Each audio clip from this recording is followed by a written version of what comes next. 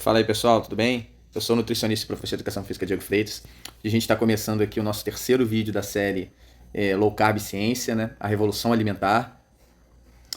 Hoje a gente vai falar de como esse excesso de carboidrato vai levar à resistência à insulina e à síndrome metabólica e como isso dispara, né, uma cadeia de reações que vai levar a uma série de outros problemas de saúde. Meu pensamento era até falar já do diabetes, mas eu quero fazer uma aula específica do diabetes, que eu acho que é a menina dos olhos de ouro para o carboidrato, é onde o resultado ele é mais perceptível assim, porque o diabético ele é muito dependente de insulina, né? Então a low carb faz uma mudança muito grande na vida do diabético, principalmente diabético do tipo 2, né? Tipo 1 é menos complicado, mas isso aí fica para a próxima, de repente para a aula 4, vamos ver como é que eu vou fazer a ordem dos estudos aí. Mas eu trouxe um artigo muito interessante sobre um outro tipo de problema que talvez você sofra, você passe por isso, é um problema muito constrangedor, né? As pessoas às vezes têm vergonha de falar, mas que a low carb também ajuda a melhorar, hein? Me surpreendeu esse artigo, eu fui buscar algum artigo sobre síndrome metabólica e surgiu justamente esse, eu achei muito curioso. Então vamos lá, pavimentando o caminho do inferno, né, galera? Então vamos lá. O que é o roteiro aqui que a gente já tem visto, né? Esse vídeo é o terceiro vídeo da série, você não viu os outros dois primeiros vídeos, né? O primeiro vídeo vai falar de uma parte mais teórica e depois eu apresento 4 artigos mostrando como o low carb é mais eficiente no emagrecimento. O segundo vídeo eu trago um plano prático, né, de uma alimentação low carb, tá? E agora a gente vai começar um plano mais da fisiopatologia, falar algumas doenças e como o low carb pode melhorar a saúde em diversos quadros clínicos, tá? Então tudo começa com um excesso de carboidrato, que como a gente viu lá no primeiro vídeo, não é excesso, não é comer muito carboidrato. Comer essa alimentação padrão, normal, com pão de manhã, aí fruta na colação, arroz, feijão na hora do almoço. Essa comida normal, de uma pessoa normal. E isso é excesso de carboidrato. Essa pirâmide equivocada que coloca carboidrato na base com 60% de energia advinda do carboidrato. Isso tende a gerar picos de insulina o tempo todo, que é questão de tempo levar à resistência à insulina, e a resistência à insulina vai levar à síndrome metabólica, que aí vai estar diretamente ligada a diabetes, pressão alta, doenças cardiovasculares, câncer, né, demência.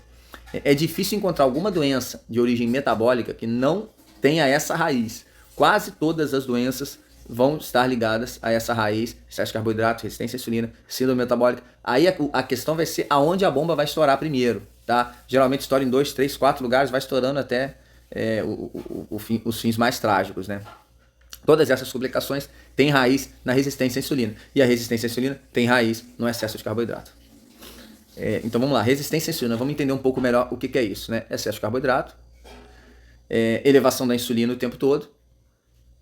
Chega uma hora, essa insulina ela vai jogando esse carboidrato para o tecido adiposo, né? Você come carboidrato, a insulina não só bloqueia a queima dessa gordura, como joga esse carboidrato para o tecido adiposo. A insulina é um hormônio tão potente que ela tem 5 hormônios, né? A insulina ela funciona baixando a glicemia. São 5 hormônios que atuam contrabalanceando a insulina para subir a glicemia. Tem o cortisol, adrenalina, noradrenalina, GH, enfim, algum outro que fugiu da minha cabeça agora. É uma série de hormônios para reverter o efeito da insulina. Ela é muito poderosa. Então, por isso que quando você está com a insulina elevada, não adianta, meu amigo, você não vai perder gordura. Ela tranca o tecido adiposo. Pelo contrário, tudo que você comer, se a insulina estiver elevada, ela vai armazenar no tecido adiposo. E aí o que acontece? A célula do tecido adiposo, ela tem um limite, né? Mesmo que você tem um armário, você vai tulhando coisa lá dentro. Chega uma hora que não cabe mais, meu irmão. Simplesmente não cabe mais mecanicamente. E aí, esse tecido, essa célula adiposa, ela começa a se tornar uma célula disfuncional, né? Nesse período você já está com inflamação, com estresse oxidativo, né? Por quê? Porque a sua glicemia já começa a acumular no sangue. Como eu já expliquei, a glicose é uma molécula muito reativa, ela começa a reagir ali, gerar estresse oxidativo, desconfigurar outras moléculas, e o sistema imunológico ele começa a atuar nessas moléculas que sofreu reações através da glicose, né, do estresse oxidativo, e aí você gera um quadro de subinflamação. E isso que vai gerar resistência à insulina. A sua molécula ela não aceita mais aquela glicose porque ela já está lotada de glicose. Não aceita o tecido adiposo também não aceita mais ácido graxo porque ele já está lotado. E aí o que começa a ocorrer? Começa a acumular ácido graxo em outros lugares, né? No fígado, no pâncreas, nas artérias. Então, quer dizer, o que vai desencadear esse acúmulo de ácidos graxos, que inclusive vai levar à doença coronariana, é o excesso de carboidrato, e não a gordura saturada, como muito se diz.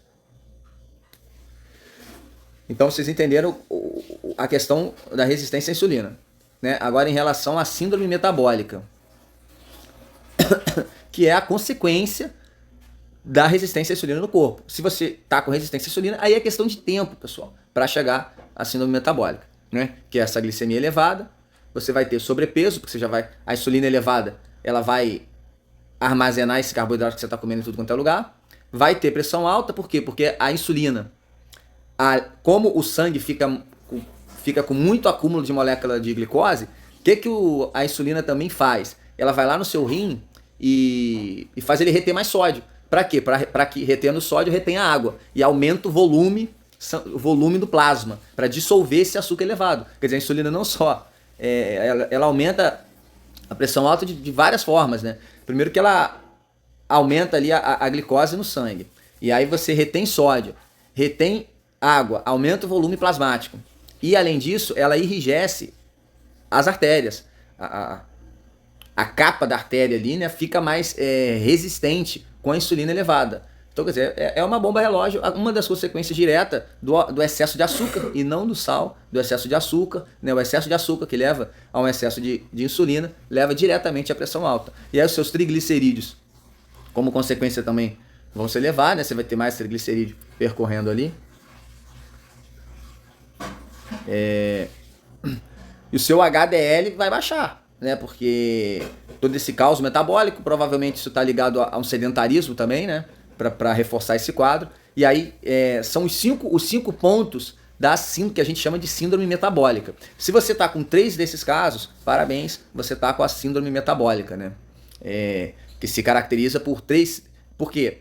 Os estudos foram mostrando que essas doenças elas são muito relacionadas, são muito coincidentes. Geralmente quem tem uma tem outra, está muito interligado, né? Então eles perceberam que não é uma doença que você não tem só pressão alta, você não tem só triglicerídeo elevado, você não tem só sobrepeso. Essas coisas estão ligadas. Justamente o start é o excesso de carboidrato pelaquela pirâmide alimentar que eu explico no primeiro vídeo, que está mal formulada. A gente precisa inverter essa pirâmide. Se você comer daquele jeito é questão de tempo, né? Tá? Então, hoje, infelizmente, a medicina moderna ela trabalha muito mais voltada para a manutenção da doença do que para a cura. Eu vou explicar por quê. Porque reduzir... O que é que se faz hoje? Em vez de buscar reduzir essa glicemia, você trabalha com medicamentos para reduzir a pressão arterial e a glicemia. Em vez de você cortar o mal pela raiz, que é reduzir o carboidrato, né? Você começa a dar medicamento. Ou seja, o cara tá com a glicemia subindo.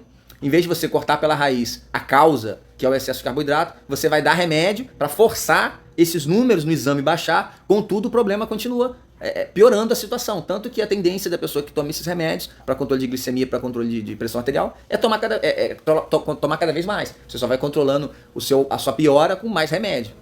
E aí todo mundo lucra com essa situação. A prescrição de medicamento com alto consumo de carboidrato é a manutenção da doença, né? Que é infelizmente, pessoal, eu não tô...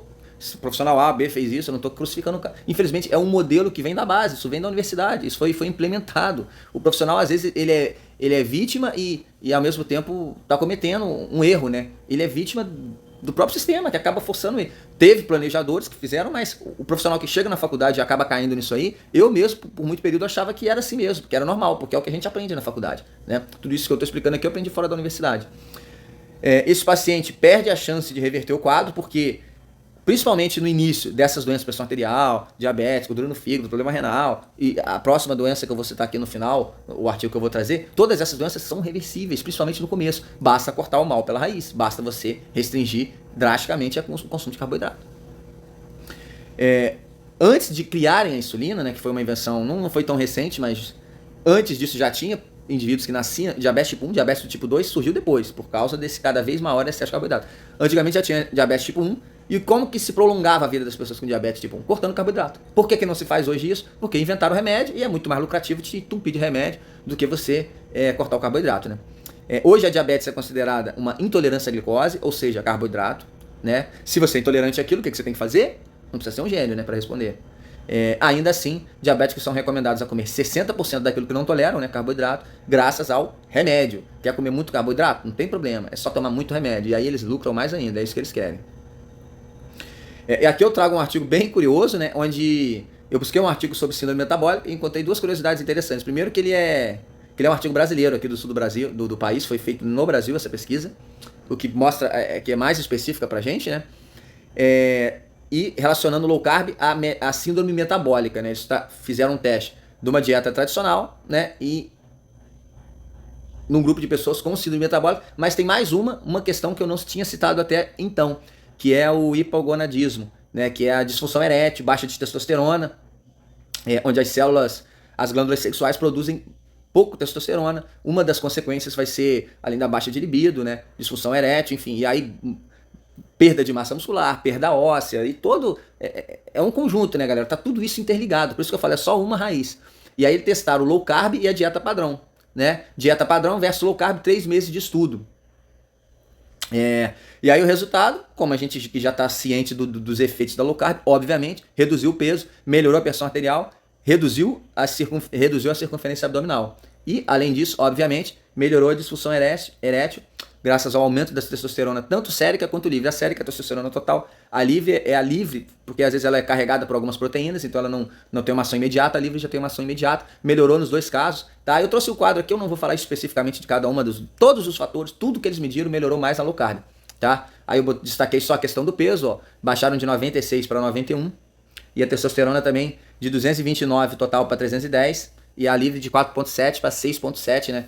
Quase 30% de aumento em só 3 meses. E geralmente, pessoal, esses low carb de estudo é um low carb bem mais ou menos, hein? Não é aquele low carb severo, não. Porque se faz o low carb severo, a melhora, os estudos mostram que quanto mais low carb, mais efeito positivo. Beleza? Então tá aí esse estudo curioso aí, interessante. Avaliou tanto a disfunção erétil, o estudo aqui no Brasil. Então você que está com disfunção erétil, que está assistindo, não sei se você participou do estudo ou não, tá aí a sugestão para você fazer a low carb e melhorar. Manda para aquele seu amigo que tem disfunção erétil, né? Pode estar precisando, coitado. Tá com baixa de testosterona, tá caidão, manda para ele. Beleza? Brincadeira, tá, galera? Então é isso aí. Tá aí a minha formação para quem tiver alguma dúvida.